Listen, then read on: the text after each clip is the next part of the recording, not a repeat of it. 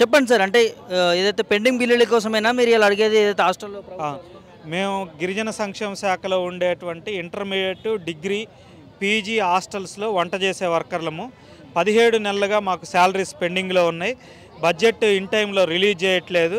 దీనివల్ల చాలా ఇబ్బంది పడుతుంది. అందరూ కూడా గిరిజన కార్మికులే ఇందులో పనిచేసే వాళ్ళు 100% ఆదివాసీలు. కాబట్టి ఈ ఆదివాసీ కార్మికుల గోడు పట్టించుకోండి అని చెప్పి మేము ఎన్ని పోరాటాలు చేసినా అధికారులు పట్టించుకోవట్లేదు. అందుకనే దివ్య మేడం గారిని కలిసి ఆమెకి గిరిజన సంక్షేమ శాఖ పట్ల అనుభవం ఉంది. భద్రాచలం, ఉట్నూరు ఐటీడీఏ పీఓలుగా చేశారు. కాబట్టి ఈ హాస్టల్ సమస్యల మీద అవగాహన ఉంది కాబట్టి ఆమె ద్వారా డైరెక్ట్ ముఖ్యమంత్రి గారి దృష్టికి తీసుకెళ్లాలనే దానికోసం రావటం జరిగింది. మేడం గారు మా ముందే ప్రిన్సిపల్ సెక్రటరీ ఆఫ్ ట్రైబల్ వెల్ఫేర్కి ఫోన్ చేశారు. ఈ పెండింగ్ బడ్జెట్ ఫైనాన్స్లో పెండింగ్ ఉందని చెప్తున్నారు. వాళ్ళకు కూడా లెటర్ పెడతామని చెప్పారు. మేము మళ్ళీ వారానికి వస్తామని చెప్పి మేడం గారికి చెప్పాము. ఈసారి జీతాలు రాకపోతే ఇక్కడే నిరవధికంగా ధర్నా చేయాలనేటువంటి ఆలోచన కూడా చేస్తున్నాము. ప్రభుత్వం ఒకవైపు 10వ తారీఖు కల్లా అవుట్సోర్సింగ్ వాళ్ళందరికీ జీతాలు ఇస్తామని చెప్తుంది. కానీ 17 నెలలుగా బడ్జెట్ ఇవ్వకుండా గిరిజన కార్మికుల్ని ఆకలికి చంపుతున్నటువంటి పరిస్థితి ఉంది. దీన్ని పరిష్కారం చేయాలనేది మేము ప్రభుత్వాన్ని కోరుతున్నాం. స్పందించకపోతే సమ్మె చేస్తాం. మేము సమ్మె చేస్తే దాదాపు రాష్ట్ర వ్యాప్తంగా 8,000 మంది ఇంటర్మీడియట్, డిగ్రీ, పీజీ చదివే పిల్లలు గిరిజన ప్రాంతాల్లో పస్తులు ఉండాల్సిన పరిస్థితి వస్తుంది. కాబట్టి అక్కడ దాకా తెచ్చుకోకుండా మాకు జీతాలు ఇవ్వాలని, నెల నెల ఇవ్వాలని. మా జీతాలు గతంలో 12,500 వచ్చాయి జీవో నెంబర్ 60 ప్రకారం. దాన్ని క్యాటరింగ్లోకి మార్చి 9,200 చేశారు. దాన్ని కూడా సరిచేసి జీవో నెంబర్ 60కి మార్చాలని కూడా మేము అప్పీల్ పెట్టాము. దాన్ని కూడా ఫైనాన్స్ వాళ్ళతో మాట్లాడి పరిష్కారం చేస్తామనేది చెప్పారు. మేము బట్టి గారిని కూడా కలిసి రిప్రజెంటేషన్ చేశాము. వాళ్ళు స్పందించకపోతే మేము సమ్మెలోకి వెళ్ళి పోరాటం చేయాలనే ఆలోచనతో ఉన్నాం. అంటే ఇప్పటివరకు ఎన్ని నెలల నుంచి పెండింగ్‌లో ఉంది? ఎంత అమౌంట్ పెండింగ్‌లో ఉంది? 17 నెలలు.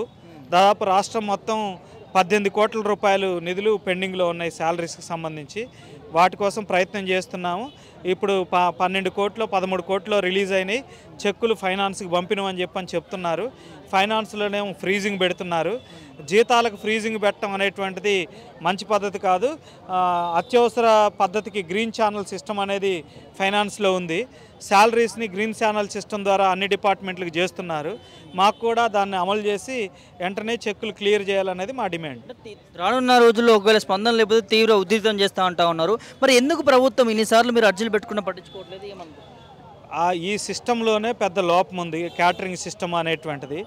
క్యాటరింగ్ సిస్టంలో ఏం చెప్తున్నారనంటే కాంట్రాక్టర్కి మేము బిల్లు ఇస్తాము, కాంట్రాక్టర్ వర్కర్కి జీతాలు ఇవ్వాలని చెప్తున్నాడు.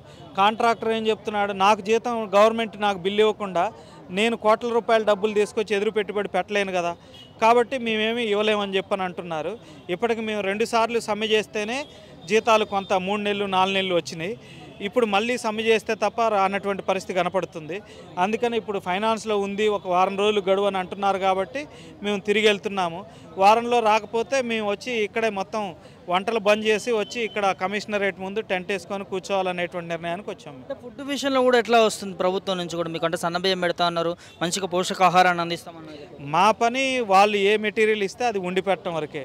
వాళ్ళు సన్నబియ్యం ఇచ్చినా, లావు బియ్యం ఇచ్చినా అక్కడ వార్డెన్ ఉంటారు, ప్రిన్సిపల్ ఉంటారు. వార్డెన్ దాన్ని మెయింటైన్ చేస్తాడు, పైన 8Wలు ఉంటారు. మెనూ అంతా పర్యవేక్షణ చేసేది వాళ్ళే. వర్కర్లకి వాళ్ళు 100 మంది విద్యార్థులు ఉంటే ఎన్ని కేజీలు బియ్యం ఇవ్వాలి, ఎన్ని కేజీలు చికెన్, ఎన్ని కేజీలు కూరగాయలనే లెక్క ఉంటుంది. వాళ్ళు ఇచ్చిన ప్రకారం వంట చేసి పెట్టడం, వడ్డించడం వరకే మా బాధ్యత. ఇక మిగిలిన ఏం వస్తుంది ఏమిటి అనేటువంటిది అది అధికారులు, వార్డెన్ వాళ్ళు తేల్చుకోవాల్సిన అంశం, మాకు సంబంధం లేదు. అంటే ఎట్లా ఏం చెప్తారు ముఖ్యమంత్రి కూరగా? మేము కోరేది ఏంటంటే అవుట్సోర్సింగ్ కార్మికుల్ని వెట్టి చాకరీ చేస్తున్నారు, తక్కువ జీతాలు ఇస్తున్నారు. వీళ్ళంతా ఆదివాసీల విద్యార్థుల సంక్షేమం కోసం పనిచేసేటువంటి వాళ్ళం. మా పట్ల దయ చూపండి, కరుణించండి, నెల నెలా జీతాలు ఇవ్వండి.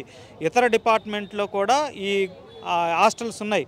సోషల్ వెల్ఫేర్లో, బీసీ వెల్ఫేర్లో, మైనారిటీ వెల్ఫేర్లో ఈ టైప్ ఆఫ్ హాస్టల్స్ ఉన్నాయి.